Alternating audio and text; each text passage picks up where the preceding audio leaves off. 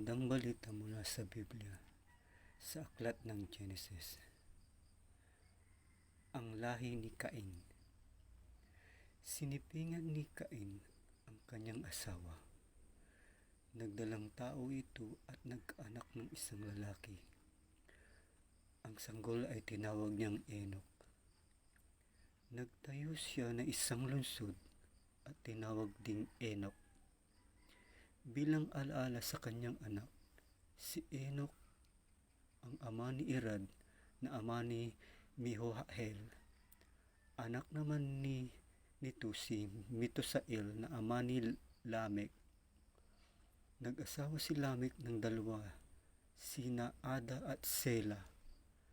Naging anak ni Ada si Habal, na pinagmulan ng mga nagpapastol ng mga baka at ng mga tumira sa tolda.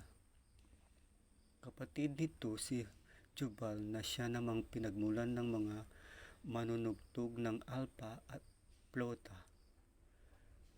Naging anak naman ni Sela si Tubal-Cain.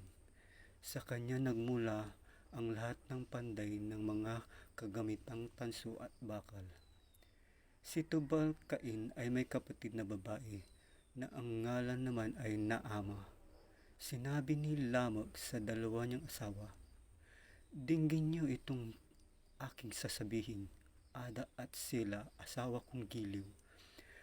May pinaslang akong isang kabataan. Ako ay sinaktan kaya ko pinaslang. Kung saktan si Cain, ang parusang gawad sa gagawa nito'y 70 patong agad. Ngunit kapag ako ay siyang sinaktan, 77 patong ang kaparusahan." Ang magandang balita mula sa Biblia. Sa ngalan ng Ama, ng Espiritu Santo. Amen.